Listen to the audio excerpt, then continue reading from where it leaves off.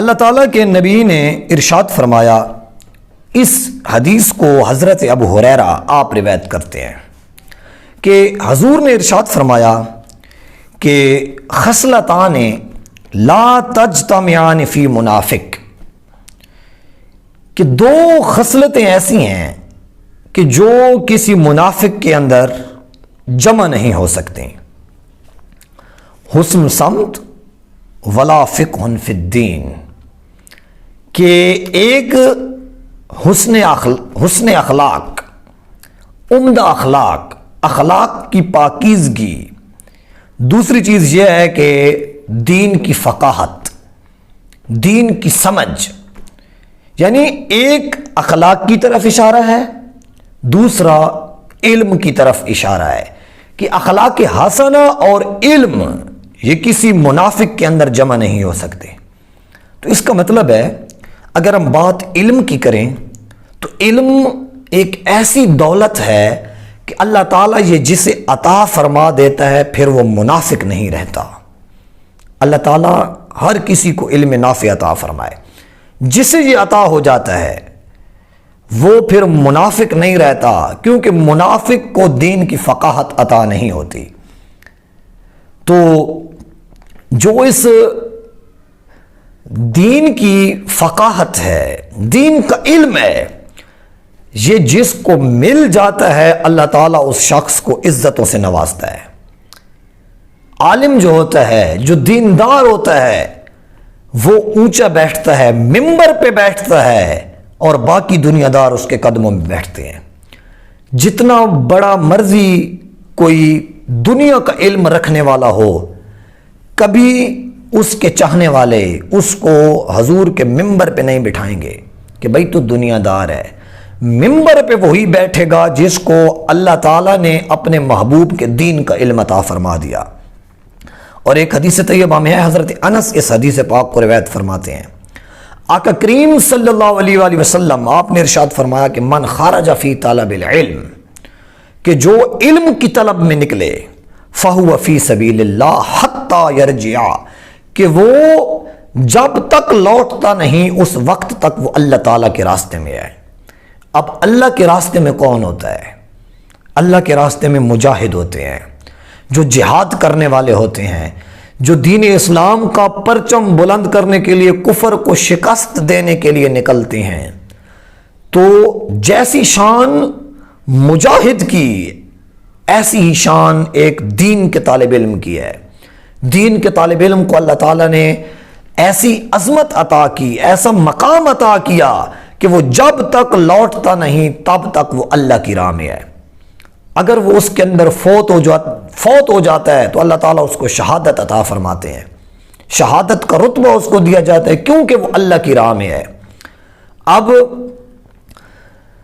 جو دین کے راستے میں نکلتے ہیں ان کو کیوں اتنی عزت دی گئی؟ اس میں بہت لمبی تفصیل ہے، میں ایک دو چیزیں عرض کر دوں کہ جو دین کی طلب کے لیے نکلتا ہے سب سے پہلے وہ اپنے ماں باپ کو چھوڑتا ہے، اس کے بعد وہ اپنے گھر کو چھوڑتا ہے، اس کے بعد وہ گھر کی رونقیں، گھر کی آسائشیں، گھر کی سہولیات، اپنے رشتہ داروں کی ملاقاتیں، اپنے دوستوں کی سنگت، اپنا بچپن کا گزرا ہوا علاقہ، سب کچھ چھوڑ چھاڑ کے وہ اپنے وطن کو چھوڑ کے کسی اور وطن کو جا کے آباد کرتا ہے، سب کچھ چھوڑ دیتا ہے کہ میں نے دین کی تعلیم سیکھنی ہے، کہ میں نے دین سیکھنا ہے۔ اور جہاں پر وہ دین سیکھ رہا ہوتا ہے، طالب علم اس میری بات کو خصوصی طور پہ سمجھیں گے،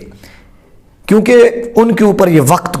گزرا ہوتا ہے یا گزر رہا ہوتا ہے کہ جو ایک دین کا طالب علم اپنا سب کچھ چھوڑ کے جہاں پہ دین کی تعلیم حاصل کر رہا ہوتا ہے، ایک تو اس کو وچھوڑا ہوتا ہے کہ اس نے اپنوں کو چھوڑا، اپنے علاقے کو چھوڑا، اپنے رشتہ داروں کو چھوڑا، اپنے دوستوں کو چھوڑا، اپنی خوشیاں غم سب کچھ چھوڑ کے وہ اللہ کی راہ میں آ گیا۔ اب جہاں پر وہ آیا ہے وہاں کی جو مشکلات ہیں وہ ان کو بھی فیس کر رہا ہے، وہ ان کو بھی برداشت کر رہا ہے، کیونکہ دین کی تعلیم میں بہت مشکلات دیکھنی پڑتی ہیں، دین کی تعلیم اتنی آسان نہیں ہے۔ دین کی تعلیم میں انسان کو مالی وسائل کے اندر بھی بہت زیادہ پرابلم بنتی ہیں. انسان کو دوسرے امور کے اندر وہاں کے لوگوں کے ساتھ، وہاں کے جو اس کے دوست احباب ہوتے ہیں جو دور دور علاقوں سے پڑھنے آتے ہیں، بعض اوقات ان سے ان کا مزاج ملتا ہے، بعض اوقات نہیں ملتا. اور ادھر سے